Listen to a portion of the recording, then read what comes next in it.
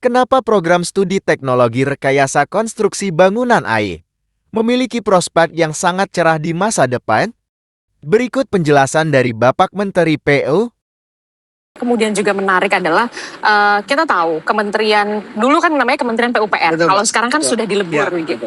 Kementerian PU sendiri, Kementerian Perumahan Rakyat sendiri begitu ya. betul. Nah, kalau sebelumnya kan ada Pak Bas. Betul. Pak Bas 2 periode gitu kan. Banyak sekali proyek-proyek yang kemudian sudah direalisasikan di 2 periode Betul. kepemimpinan Pak Betul. Bas. Nah, kalau Pak Dodi sendiri apa yang kemudian kembali diteruskan, proyek yang kembali diteruskan dari peninggalan dalam tanda Ya. kutip warisan Pak Bas ini? Semua proyek wajib saya teruskan lah ya.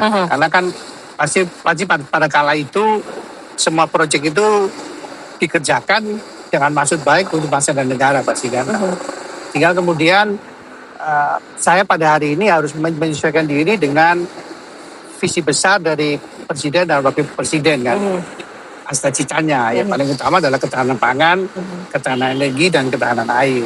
Yang Pak Prabowo selalu dengungkan adalah swasembada pangan. Swasembada pangan. Karena beliau sangat-sangat worried dengan kondisi geopolitik hari ini, terjadi benar-benar terjadi perang. Dan manakala kita masih juga impor beras, kan akan jadi masalah besar di Republik Indonesia. Karena kan manakala perang besar pasti pemilik stok beras di luar nggak mungkin akan mau menjual bahan pokoknya kan pada negara lain pun at any price. Saya yakin itu dan Pak Prabowo juga meyakini hal itu. Itulah sebabnya kemudian swasembada pangan itu menjadi super penting bagi seorang Presiden Prabowo Subianto. Karena itu pula lah kemudian fokusnya yang saya fokuskan ke situ, lebih ke situ Mbak. Caranya apa yang mendukung tahapan? Misalnya kita ngomong bendungan. Bendungan itu yang per detik ini kita ngobrol itu ada sekitar 53 lah. 53 bendungan. Di 2019 sampai 2024. Sisanya itu ada sekitar tambahan 8 yang harus kita selesaikan sampai dengan 2026. Oke, jadi masih ada 8 bendungan lagi yang kemudian harus diselesaikan sampai 2026. Betul. Jadi total ada 31 hari. Nah, ini harus kita lihat lagi nih bendungan-bendungan ini. Kan tidak semua bendungan itu memang di awal itu dialokasikan untuk mendukung ketahanan pangan. Dalam hari ini adalah irigasi pertanian. Ada yang memang bendungan-bendungan yang fungsinya untuk 100% penanggulangan banjir, 100% untuk penyiapan air baku, air minum untuk masyarakat. Gitu.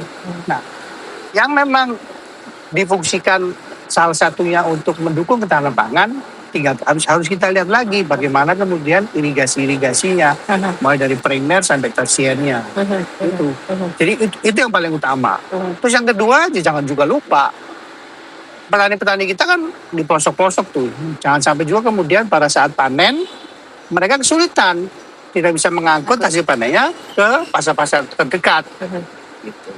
Karena kalau kesulitan, kemudian berarti kan sama dengan ongkos produksi aja kan tanda petik kan akan naik. Karena kan dia kesulitan mengangkut dari sawahnya ke pasar terdekat.